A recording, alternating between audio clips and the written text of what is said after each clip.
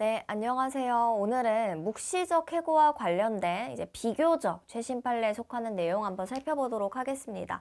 이거는 사실 법리는 좀 간단한데요. 오히려 문제로 나온다면 여러분들이 이 간단한 법리를 가지고 이게 해고가 있었냐 없었냐를 잘 판단을 해주셔야 되기 때문에 이 사실관계 좀 잘 살펴보시면 좋을 것 같습니다.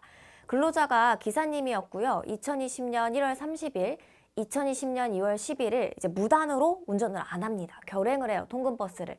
그러니까 이제 관리팀장이 이거 무단 결행하면 어떡하냐 지적을 하면서 근로자랑 말다툼을 합니다.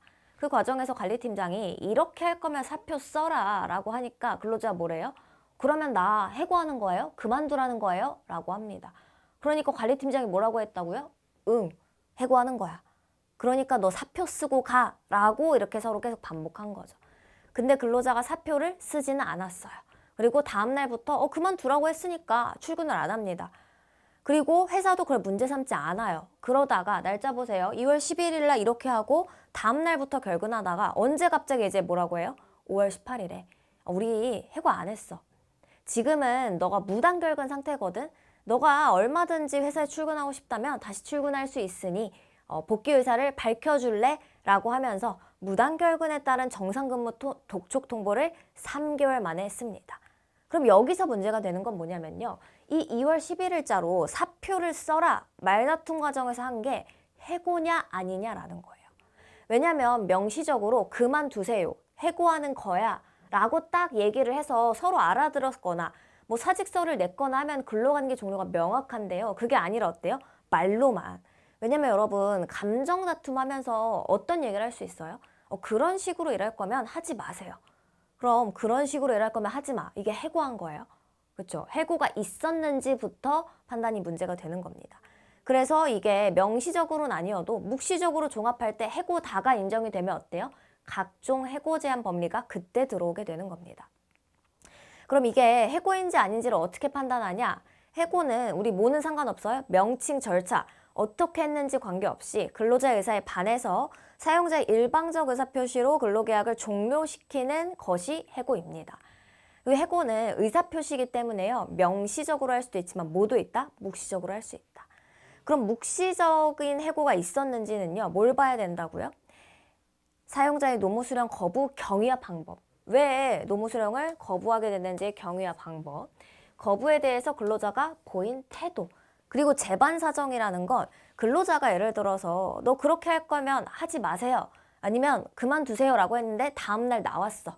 근로자가 보인 태도죠. 다음날 나왔어. 근데 사용자가 집에 가라고 해요. 그러면 뭐예요? 묵시적 해고로 볼 수 있겠죠.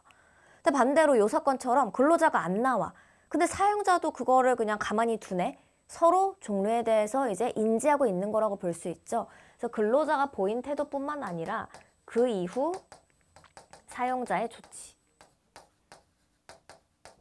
이런 것들도 중요하게 판단을 하게 됩니다. 왜냐하면 말다툼 과정에서 사표 쓰세요. 그렇게 할 거면 하지 마세요. 라고 했는데 정말 근로자가 안 나오네. 그래서 다음날 막 전화도 하고 해고한 거 아니다. 왜 안 나오냐? 라고 사용자가 얘기했으면 묵시적 해고라고 보기는 어렵겠죠. 그래서 경위, 방법, 태도 여러 가지 재반 사정을 종합한다.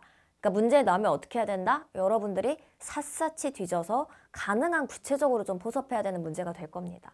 그래서 여기에서 구체적으로 어떻게 판단이 됐는지도 한번 보도록 하겠습니다.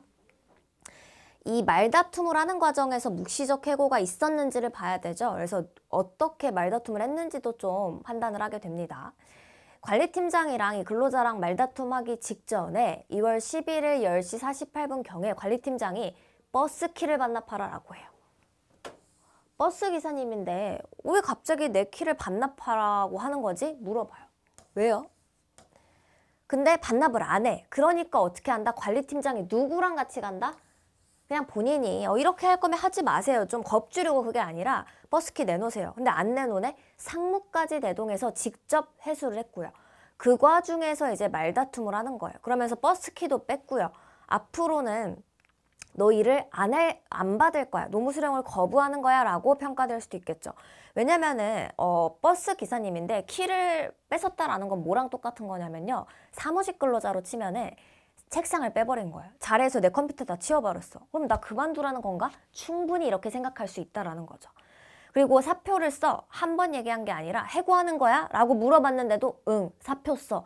이렇게 계속 얘기했죠. 그러면 그건 뭐다? 근로자의 의사에 반해서 일방적으로 근로관계를 종료시키고자 하는 의사표시를 한 것으로 봄이 타당하고 단순히 화나서 우발적으로 얘기한 거예요 라고 보기는 어렵다라는 거예요.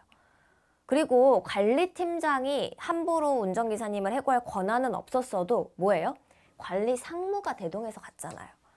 그러면은 관리 상무의 지위나 권한에 해고할 조치, 권한이 있었다고 볼 여지가 많다는 점에서 이게 그냥 일반적인 말다툼이라고 보기는 어렵고요.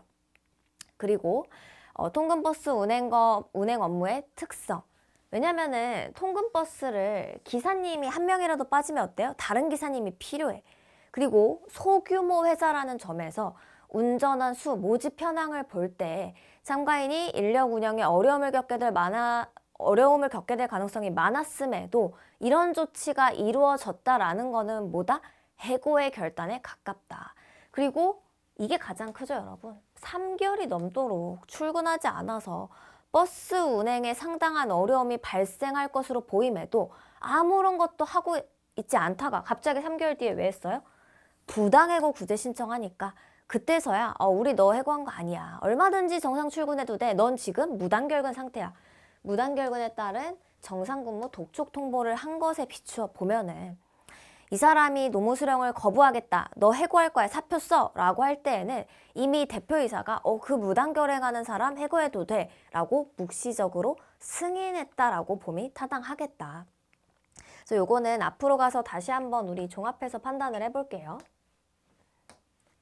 이 사실관계에서 이게 해고냐 아니냐는 여러분들 뭐를 보셔야 됩니까? 노무 수령 거부의 경위와 방법. 경위가 뭐였어요? 무단결행으로 인해서 말다툼하다가 그리고 그 이전에도 버스키를 반납하라고 한 사실이 있는 점에 비추어 볼 때 근로자 입장에서는 충분히 근로관계를 종료하겠다라는 사용자의 의사표시로 해석하기에 충분한 점. 그리고 방법도 뭐예요? 방법이 뭡니까? 관리팀장이 상무를 대동하고 가서 직접 버스키를 뺏었고 그 다음에 사표 써라는 말을 반복적으로 했다. 근로자가 보인 태도 뭐예요? 그래서 다음 날부터 출근 안 해. 그리고 제가 모두 같이 고려하셔야 된다라고 했죠. 사용자의 그 이후 다시 조치. 근로자가 무단결근하는데 아무런 조치도 안 취해요. 근데 이게 되게 이상한 게 뭐냐면 여러분 통근버스 이런 건요. 배차표가 있죠. 모든 버스 그런 것들은. 그러면 기사님이 빠지면요. 채워야 돼요. 근데 갑자기 안 나오게 되면은 채워야 되는데도 얘기하고 있지 않다가 3개월이 지나서 3개월이나 기다려주는 회사 없다라는 거죠. 부당해고 구제 신청하니까 그때서야 갑작스럽게 다시 출근해도 돼요. 우리 해고한 거 아니에요. 라고 하는 것은 그냥 부당해고 구제 신청을 무마하려는 어떤 시도에 불과한 것으로 보이지. 사실상 관리팀장이 상무를 대동해서 버스키를 회수하고 사표 써라 라고 얘기한 것은 뭐에 가깝다? 대표이사의 묵시적인 추인, 승인이 있는 묵시적 해고라고 봄이 타당하다. 그래서 각종 해고 제한이 들어오게 될 겁니다. 오늘은 묵시적 해고에 대해서 한번 살펴봤습니다.